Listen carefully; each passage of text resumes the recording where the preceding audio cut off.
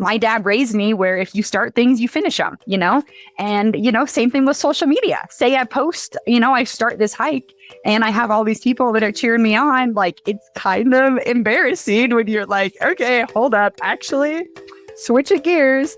And at the end of the day, that's fine. This is your life. And if you're not enjoying what you're doing, switch gears. Like, it's totally fine. Welcome to Jump Podcast. I'm your host, Traveling Jackie, and I'm here to explore travel, adventure, and lifestyle in ways meant to motivate you to move and experience the world outside your comfort zone and to do big, courageous things with your one life. Let this show be a source of advice and inspiration, and remember that in the end, it's you who takes the leap. All right, welcome back, everyone, and thanks for tuning in today, wherever you are. I've been wanting to talk about today's subject for a long time, and that is through hiking, specifically here on the long trails that we have in our own backyard across North America, which include the Pacific Crest Trail, which you may be most familiar with that one, especially if you read the book Wild by Cheryl Strayed, or perhaps you saw the movie, the Continental Divide Trail and the Appalachian Trail. And fun fact, if you hike and complete all three of these trails, you earn what the thru hiking community calls the Triple Crown. And today we have a hiker here with us to share some stories and dive into this completely other world of thru hiking. So Jada, aka Flo, thank you so much for being here and welcome. Welcome to the show. Thank you so much, Jackie. Yeah, this is awesome. Thru hiking has been a really big thing in my life. It has really kind of shaped how I run my life when I'm not on trail. And yeah, it's an incredible thing. And I truly, wish everybody could get out there, whether that be, 1 mile, one day, or, 5,000 miles over the course of 10 years, whatever that may be. So yes, it's pretty near and dear to my heart. I love that. And that's what I want to dig into with you. But I suppose before we start with thru hiking, maybe we should talk a little bit about who you are and just where this came from in your world, what drew you to it, where you're from, that kind of thing. So maybe you can start with an introduction. Yeah. So like Jackie said, my name is Jada. I'm originally from Iowa. I came out to Montana, where I call kind of my base camp right now. I came out here in 2020. And because of that, actually, because I'm here, in order to get here, my last semester of college had to be an internship. So graduated college in 21 in Iowa, but my last semester was an internship. So I came out to Montana, to the Big Sky area to intern in Yellowstone National Park. That's kind of what got me out here. And so I kind of like to say like that was kind of my first big girl job. So I came out here and I, loved it. Really got into snowboarding kind of first thing. And back in 2022, I was snowboarding and I actually got into a pretty gnarly accident.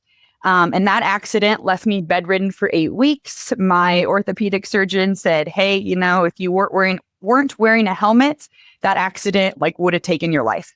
And at 21 years old, when somebody says that to you, you just kind of holy cow, life is short. I want to start living.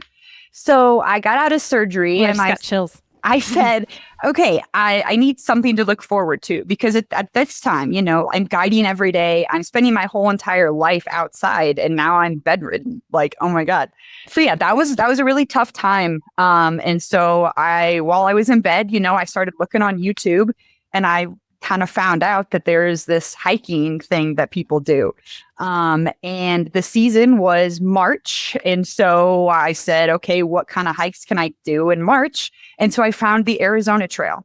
The Arizona Trail is an 800-mile trail that starts at the U.S.-Mexico border, and it goes throughout the whole state of Arizona and ends at the Utah-Arizona border.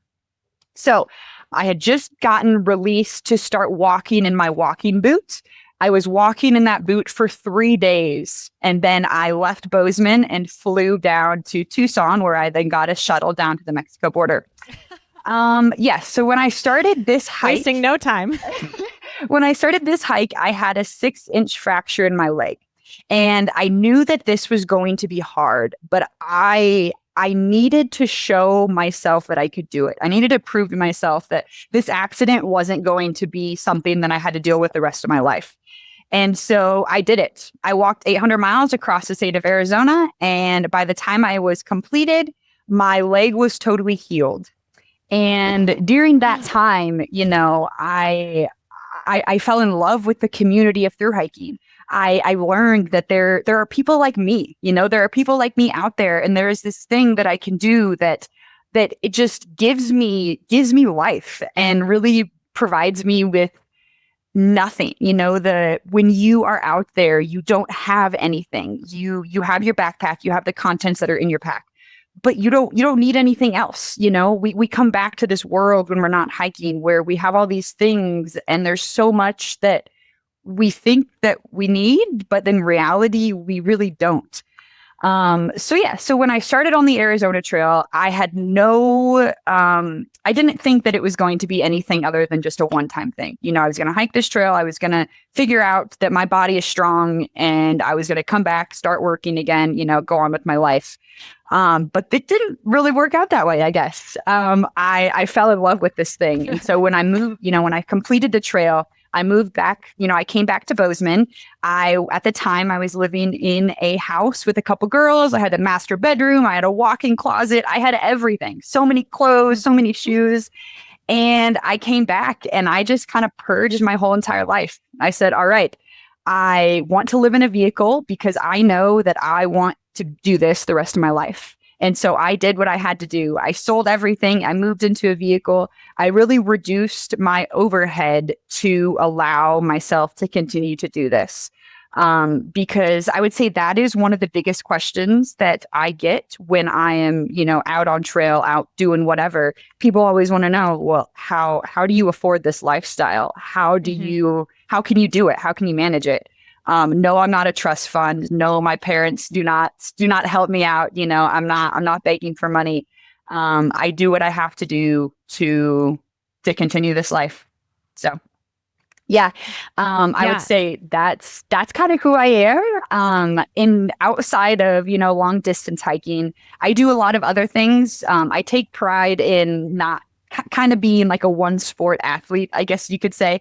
So I live in my Toyota Tundra full time. I'd say my base camp is the Bozeman Big Sky area. I enjoy mountain biking. I enjoy canyoneering. I enjoy camping. I enjoy snowboarding. And then I've also gotten into the backcountry skiing world as well. So much for one sport. Yes. I mean, I think of myself still kind of being like this little girl from Iowa, but I've gotten out and I have a lot of friends and I know a lot of people that are kind of feeling stuck and they're not sure what to do. And it's tough being, a girl in today's world when people are like, oh, it's dangerous out there. Like, you should be careful. You should be blah, blah, blah, blah, blah. And I understand it's dangerous. I know there's so many scary things out there, but life is so short. And until you really realize that life is short, I think you kind of gyp yourself. So yeah, life is short and I'm so stoked to be where I am and doing what I do. I love that so much. I feel like you just reminded me of a quote that I actually can't remember from a movie. That's a great story. But the point of it was something about you have two lives and the second one starts when you realize that. Something like that. Yeah. It's like the impact. Do you know what I'm talking about? Somebody out there knows what movie and what quote I'm talking about. But I feel like you had that moment and you're like, oh my goodness. Okay, I have a choice now.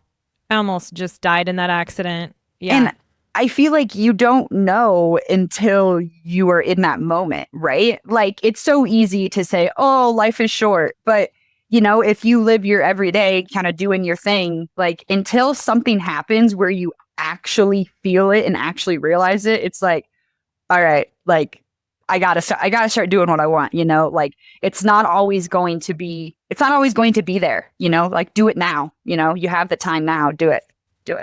Okay. I love that so much. I feel like you've actually been doing something now with this second life of yours or this second opportunity that you feel like you've received. And okay, so let's go the Arizona Trail, you did the Arizona Trail first, but you have done the big three, right? I have done the Appalachian Trail, the Continental Divide Trail. I have not done the Pacific Crest Trail yet, but I have done. Okay. So I've done the Arizona Trail, the Grand Enchantment Trail, the Wonderland Trail, the Appalachian Trail, the Continental Divide, and the Great Divide, and the Oregon Coast. Yeah. So it's goodness. In terms of like the United States, you know, everyone thinks about the big three, like you've mentioned, the Appalachian Trail, the Continental Divide, and the Pacific Crest Trail. But we in the United States have what is called, you know, the National Scenic Trail System. So it's federally funded, and there are all different types, all different kinds of trails. And then under trails, you have what are known as routes.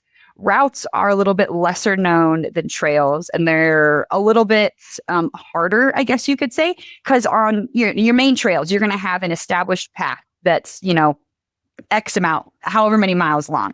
But some of these other lesser known routes or trails, you may be bushwhacking, you may be walking highways, you may be walking other things than just, you know, your 2-foot wide path. Got it. Mm-hmm. And so, I would say the Arizona Trail, you know, that was my first long distance trail. So I did that in 22. In 2021, I actually hiked the Wonderland Trail. And that's a 96-mile trail that goes around the base of Mount Rainier over in Mount Rainier National Park in Washington State. And I did that. It was an 8-day little trip. And so for me, that was just like a little vacation from work. It wasn't anything crazy. But, you know, that was my first time kind of getting out. And it's funny because I look at pictures of that trip and I look at the gear that I brought. And, you know, I brought my winter ski shell. I brought this tent that I couldn't even sit up in. It was just, you know, I'm kind of like a rookie compared to what I would call myself now, I guess. Oh, sure. But you have to start somewhere. I mean, nobody starts out as an expert. And I would like that's you know, that is a troop of its own, because I always tell people the hardest part is getting out there. And once you're out there, it's a piece of cake. All you have to do is put one foot in front of the other. But, you know, the planning, the getting the gear, all the logistics, like all of that is very intimidating. And I understand that could be difficult. But yeah, I want to jump back to the Arizona Trail. And so I was hiking this trail, you know, I just had, my goal was to finish it. Didn't really think anything else of it. But when I was halfway through this hike, I actually met this guy on trail and ended up being, you know, we hit it off right away. And he was living a life that I didn't really know existed. So he was on a 4-year sabbatical. He had worked very, very hard the last few years, saved up a bunch of money, and he was just going to travel. And wow. I come from a family of, you know, hardworking people. My dad wore a suit and tie to work every day. Like, I wouldn't really say I come from an outdoorsy family. You know, you might call me even the black sheep. And so listening to this guy talk about everything that he wanted to do, you know, from hiking to hitchhiking to train hopping, all of these things that I was like, oh my gosh, like, this is so cool. This is so fun. Like, and I consider myself a yes person as in anything that somebody were to say, hey, do you want to do this? Like, it's a yes. It's always a yes. I don't care what it is. I am down. And so I learned kind of what life was all about, living this way. And so we finished the hike together. And then we actually flew over to the country of Jordan because we were going to attempt the Jordan Trail, which is a 400-mile trail that goes the whole north-south. Yes, of the country. Yeah, I've been on it. I've been on it twice, actually. Oh my gosh, no way. That's cool. Yeah, I've led groups in Jordan. Yeah, it's amazing. Okay, so keep going. Yes. Anyways, and so this guy, he was very into routes or trails that didn't really have a lot of information on them. And so once again, I was like, yeah, like that sounds awesome. Like, let's do it. Ultimately, our time on the Jordan Trail was not really what we were hoping for. We spent like 4 days in the city of Amman, And that was really cool because, like, personally, I remember like being in college and listening to all of these like humanities courses about, where humanity started. And I was like, okay, this is dumb. Like, when am I ever going to use this in my everyday life? Not knowing that I was going to be in the country of Jordan, like where it all started. Well, isn't that a weird thing? Yeah. I remember that feeling too. I was in the north of Jordan and like the Sea of Galilee was over there. And I was like, wait, what? Yeah, it's so cool. And so, yes, I loved Amman. I loved the culture. I remember like walking down the sidewalk and there were taxi drivers that were hanging out of their car and saying, hey, welcome to Jordan. Like, it was just so welcoming and so amazing. And I remember, like my family, they were terrified when I was going over there. And so being able to tell them the things that I did and how people were over there. Side tangent, but like my family is glued to the news. And so as a solo female traveler, whatever you want to call me, they're constantly worried. They're like, oh, like all this stuff is going to happen. And so, so ultimately I'm trying to break that barrier, not only for myself, but my friends that are having babies, all of these people that are so conditioned to the fact that the world is a dangerous place for little girls, like I understand there's bad eggs out there. I understand all of these things. But once again, life is so short. And if you hide from it the whole time, you're never going to live it. You're going to miss out on so much. Yep. And that's, hitchhiking, that is, it has become a really big part of not only, my life, but also, getting to and from trail and all of these places. And I would say if I could sum it up in one sentence, like there are so many amazing people out there. And I feel very lucky that I've gotten to meet so many amazing people. And it's not just, you hop in their car and they take you where you don't want to go. It's the relationships that you get to have. I have so many contacts in my phone of people all over the world. Maybe I spent 5 minutes with them. Maybe I spent 5 hours with them. But it's really cool. And and especially in today's world, like there's so much awesomeness out there. So I've been following your stories since we met earlier this summer.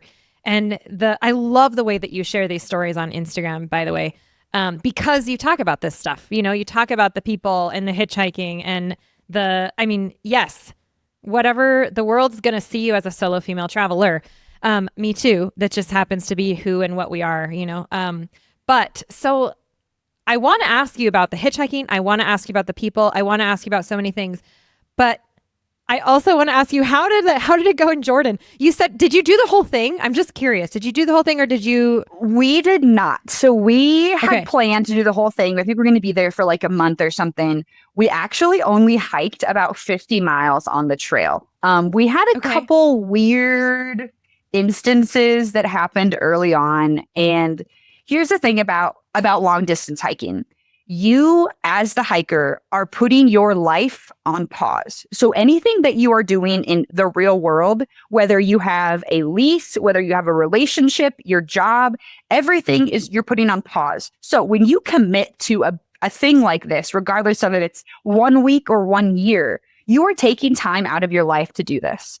And how I view it is you need to be where you want to be. If you are taking all of this time off, do what you want to do.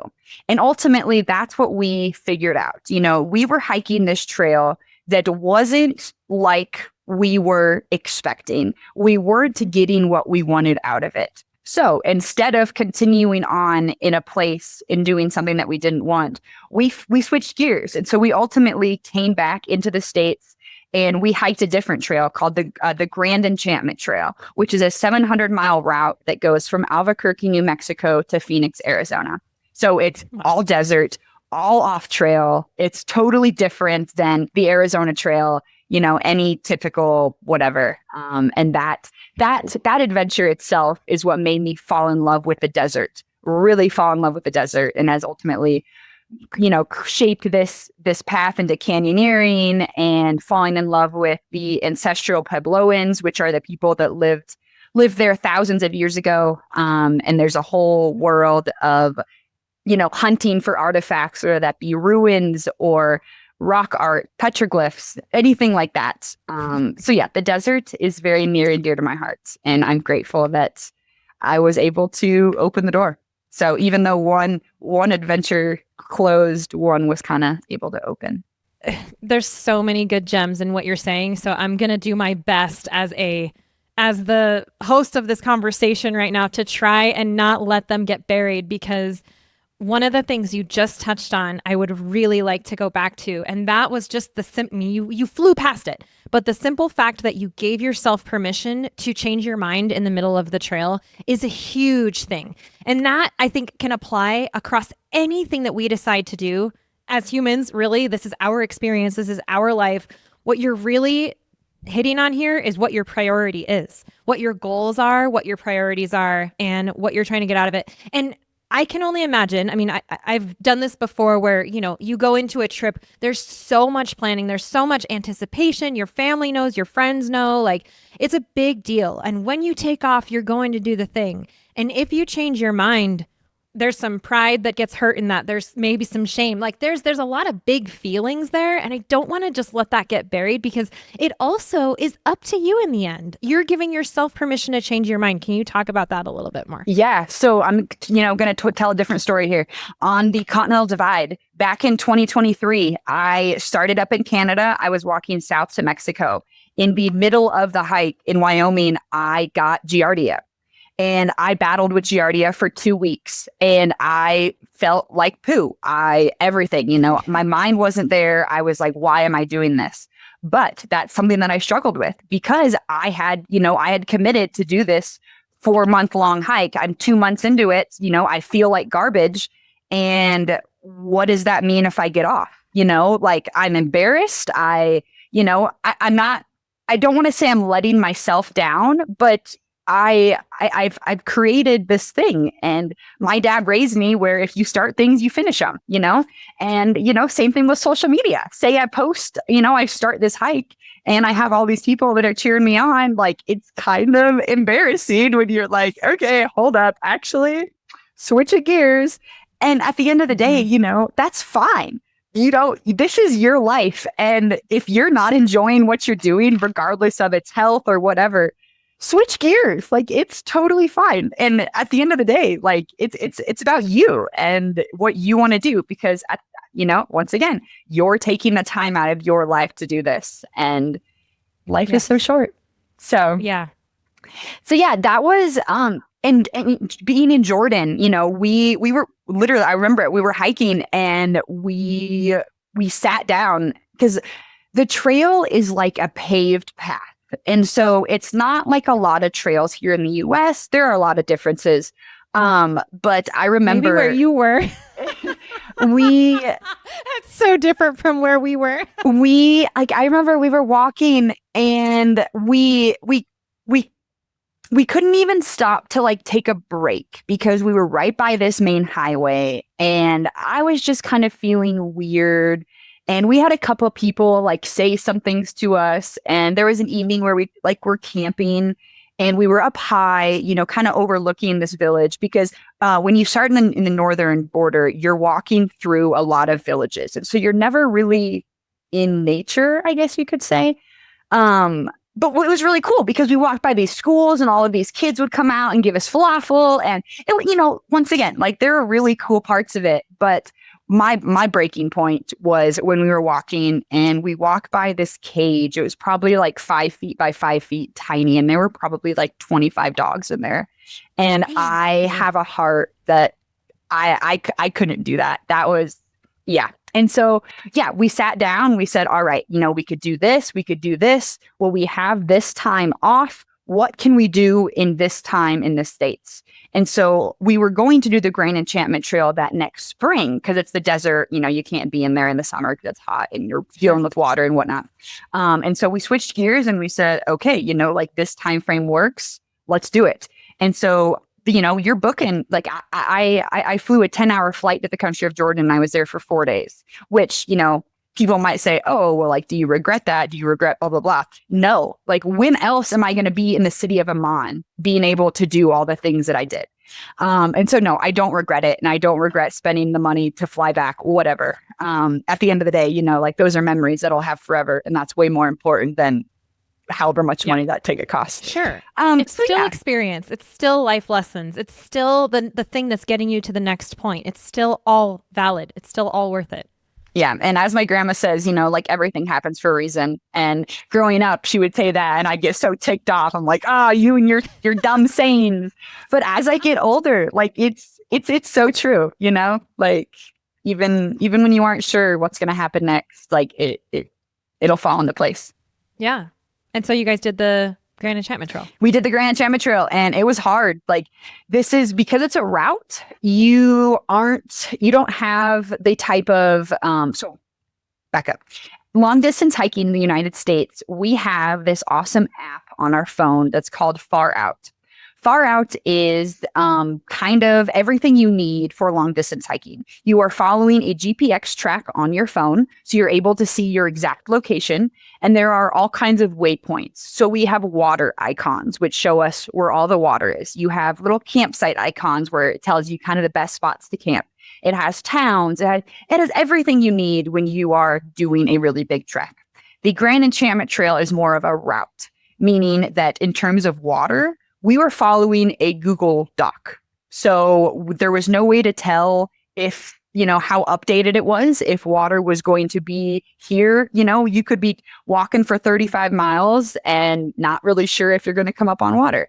But that's the desert. And that's something that I love about it. And I've learned that some people don't like the desert because there's so many potential hazards that you could run into. So yes, yeah. It's crazy. The desert I love it. Me too, man. And I really think that it takes time it takes, and you have to commit to the desert for it to have its effect on you. Yeah. I feel like, because I grew up in the mountains and the trees with lakes, like completely opposite from the desert. I didn't like the desert for the longest time. And then I spent some time in Baja, like real time in Baja. And I love it now, and I get it. I understand. Like you have to be in it to get it. Well, and I think like you have to be able to see the beauty in it, I guess, and not everybody can see that. Because like I've hiked with a lot of people, and maybe they whatever PCT, CDT, or desert trails themselves, and they were like, yeah, I hated the New Mexico section of the GDT, and I'm like, oh my gosh, like I love cowboy camping. And for those who don't know what cowboy camping is, it is when you are getting to camp and instead of putting up a tent, you just sleep right under the stars. So you put out your sleeping bag and you're there. The desert is the easiest kind of spot to do that because you're least likely to get rained on. The mountains are a little, you may be waking up at 3 a.m. and having it a little sprinkle on you. But yes, the cowboy camping in the desert, the sunrises and the sunsets, it is beauty that I have not found anywhere else. Like the stars, the sunrises, and the sunsets. Yeah, I think that is kind of what I took away the most from the Arizona Trail, that I was just so blown away. I had no idea that even really existed because I had never done it before. Sure. And you wouldn't unless you've done it. So you started with the Arizona Trail. You've now done the Grand Enchantment. What was it called? Grand Enchantment Trail? Yep. I've done the Grand Enchantment Trail, Appalachian, Continental Divide, and the Great Divide, and the Oregon coast. Do you work in between these things? Like how you do? Yeah. Do you come back to Bozeman or around this area and get jobs and whatever? Okay. And then you plan like next year or whatever it is you're going to do. Yeah. And I'm a very frugal person because I enjoy so many different seasons and so many outdoor sports. And if you know anything about outdoor sports, gear is freaking expensive. Getting into sports is expensive. So yes, I say my primary work season now is between like November and April. Before I started hiking full time, I guess. I was guiding out of Big Sky. And my bosses I still consider myself a guide, and because my bosses just, they allow me to come and go as I want. They were dirtbags back in their day as well. And so they're very supportive. I will always have that opportunity if and when I choose to go that route. Something that I've noticed though, as I've been long distance hiking, I've kind of turned into like I don't want to say like antisocial, but guiding is exhausting. And being based in Big Sky, Montana, your market base, very wealthy people. And I hold myself to a very high standard when it comes to working in general, let alone guiding. And I just kind of feel like I just kind of want to break, I guess. And so I would say that I'm currently on a break from guiding. So yes, in the winter time in Big Sky, I being able to snowboard is very important to me. And so the last few winters, I have been running a cookie shack at the base of a lift at Big Sky Resort. And it's really awesome. You know, I'm still able to kind of get my people fixed, but I'm able to work and, you know, and still have time for snowboarding and backcountry skiing and whatnot. And yes, because I live in my vehicle full time, you know, okay, I will preface this by saying this is not a life for everyone. You know, in Southwest Montana, we have temperatures that get down to, you know, negative 30 degrees Fahrenheit, negative 40 degrees Fahrenheit. And living in the bed of a Toyota Tundra in negative 40 degrees Fahrenheit, you know, I don't have heat. I have gear. I have really warm sleeping bags and all of these things. And I'm able to survive, you know, because I know what my end goal is. I know why I'm doing what I'm doing. And so yeah, I don't spend a lot of money. I don't go out to eat, especially in the Big Sky, Bozeman area. Like things are expensive as heck. And so, yeah, I guess it all kind of funnels into, I know what I want to do in the spring, summer, and fall. And so I do what I have to do to do that. In the winter, right? Yeah. Yep. And I mean, in the meantime, you know, I pick up odd jobs. You know, I write for a company. I help my friend paint. I walk dogs. I'm very, very flexible. And I feel like that is something that you kind of have to be when you're kind of just a nomad. I don't know. Like because I live in my vehicle and because I have a dog, I never dig too much into savings. Like I always keep enough money that if something were to happen, I would still be okay.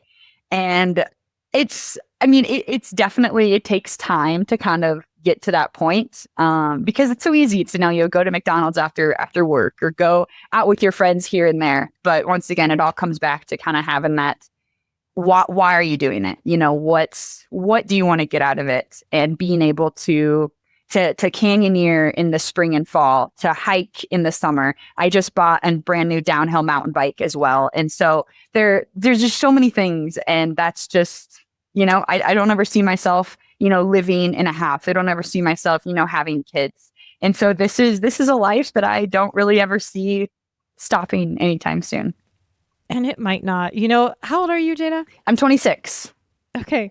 I'm laughing just with you because I feel like I'm talking to a younger version of myself right now, which is just, it actually, like, it warms my heart though, because I get it. I really do. Like my smile to you is totally genuine because I just remember, I mean, it was a little different in that I was working in restaurants. That was how I funded it. But like it was such a similar thing. Yours is focused here in the backyard on the trails, right?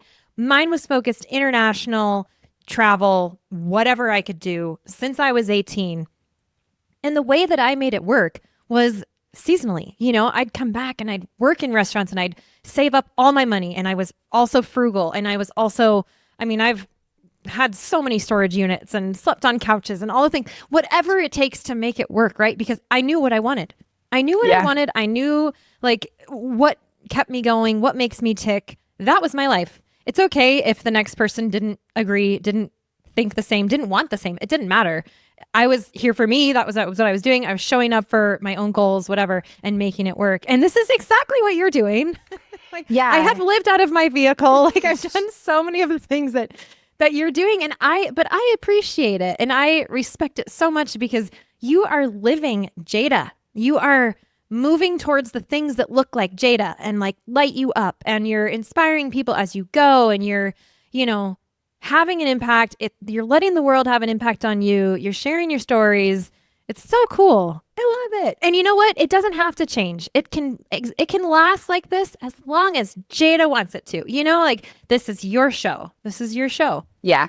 And I mean, looking back, like when you talk about it out loud, it kind of gives you another level of reflection, I guess. But yeah, I mean, I haven't always been like this. I came from a pretty tough upbringing. I've gone through some things that not a lot of people nobody should go through. But it's definitely kind of made me who I am. And my dad, him and I were super close, we still are really close. And he was very hard on me, so he is the one that wanted me to go to college. He's the one that wanted me to do, the typical child things. And so I'm grateful that I had him kind of just beating on me. And so, yeah, so I did graduate college, and I did that mainly for him. But once I graduated college, I felt that I could truly start living for me, because I made my dad happy. I did everything that he wanted me to do, because my dad's like, he's not outdoorsy, and he said, like, he was here when he moved me from my house into my truck, and he was like, this is crazy.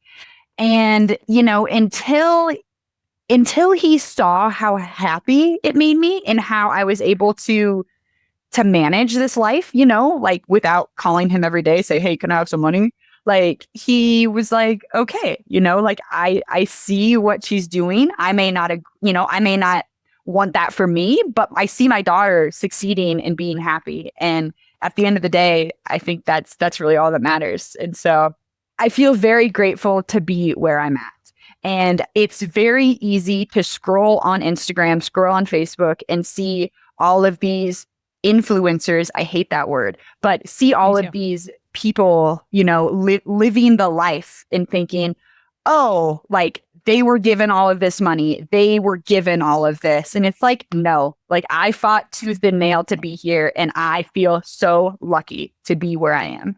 Well, it's the life that you've created for yourself. And I think therein lies all of the lessons, is that you really do run the show.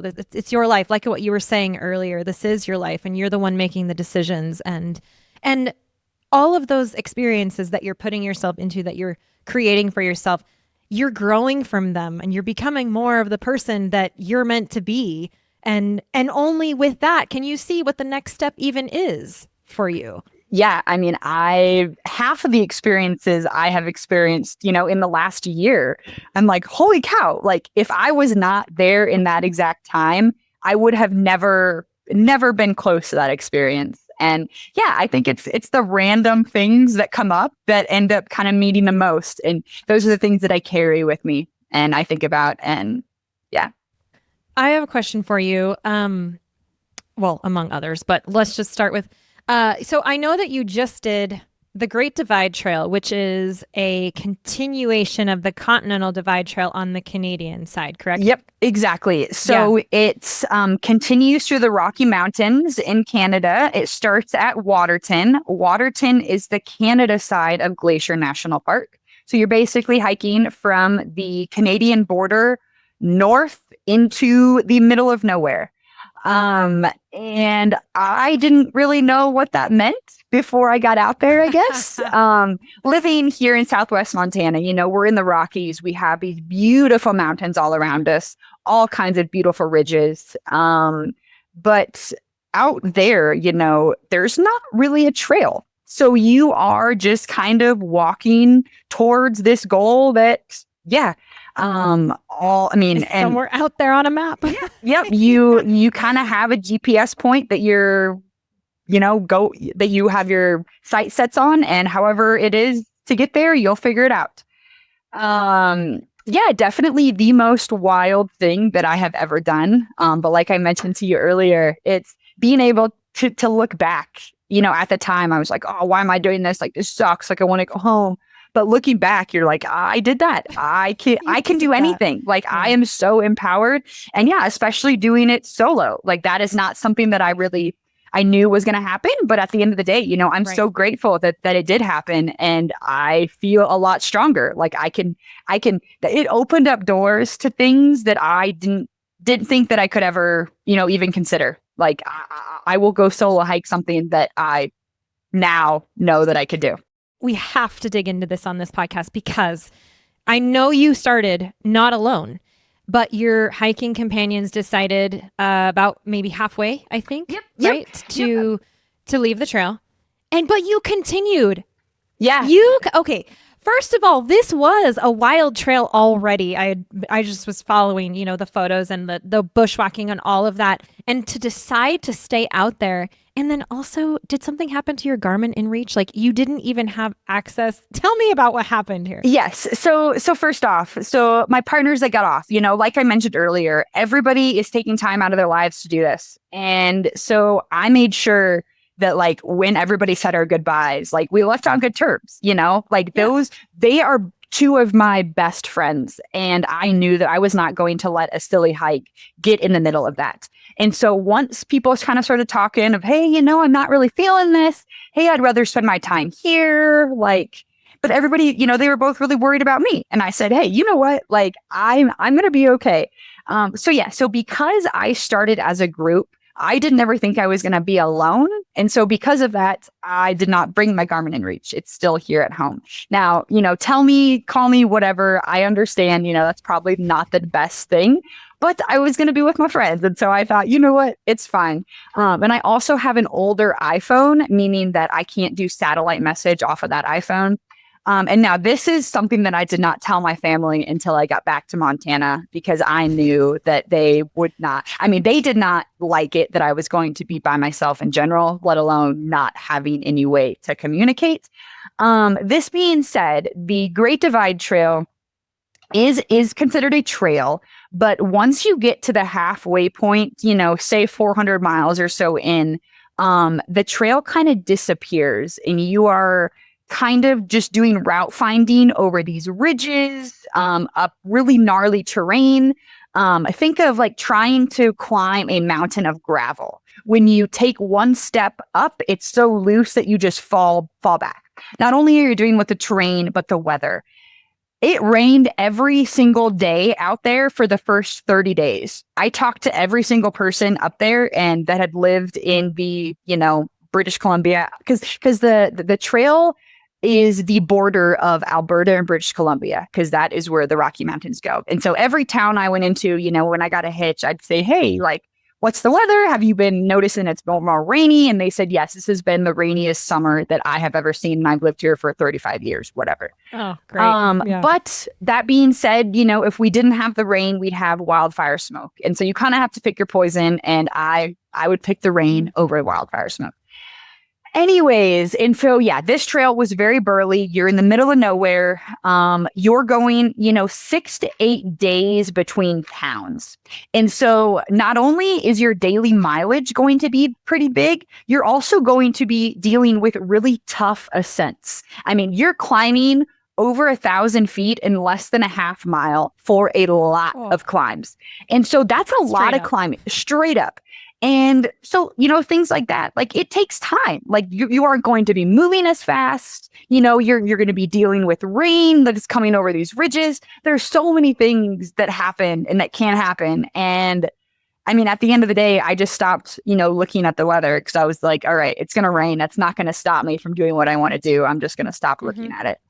So it is a trail. And even though, I was out with my group, we weren't the only ones out there. And I guess that's the other biggest thing is there were other people. And even though like I was alone, I knew that if something happened and, something happening as in, like falling and twisting an ankle or basically just being stagnant on trail, if that would have happened, I knew somebody would come up and find me, whether that be 1 day, 2 days, I don't know how long, but I was confident that yes, it was going to be okay. And ultimately it was, I was able to spend some days with some people, camping alone by myself, maybe seeing them the next day, what have you. So even though you're alone, you're never truly alone. And that goes for all kinds of trails. In the United States, the big three, the Appalachian Trail, Continental Divide, and Pacific Crest Trail, like lots of people are on there. So even though you may hear somebody that starts alone on these trails, they're never going to be truly alone. There are a lot of people out there. I love that you said that, because that's actually so true for the rest of travel as well, just as it relates I mean, yes, you can start a trip by yourself. You can get on that plane alone. You can find that hostel or hotel, whatever it is, start out alone. But I feel like being alone makes you a magnet. Don't you think that? Like it's even if you want to be alone, you can't be. People are just drawn to you. They want to talk to you. They're curious about you. And so I love that you just reminded me that, because I'm picturing you out on these mountains like alone. I'm like, oh, well, that's silly. Of course she's not alone. That's interesting. And then you got to think about like where you're at. Like the Canadian Rockies, like there's grizzly bears. And because I live here in Southwest Montana and I've guided in Yellowstone, like I love grizzly bears. I love them. I think we are so lucky to be in the same area where they are. And so things like that doesn't bother me, but it was interesting, funny, I guess, every time, I got a hitch and people would be like, oh, you're doing this thing by yourself? Like, what? And I say, yeah, it's okay. We're doing it. And like my grandma, for example, like my grandma was a first grade teacher her whole entire life. She grew up, and this, what I'm doing wasn't really an option.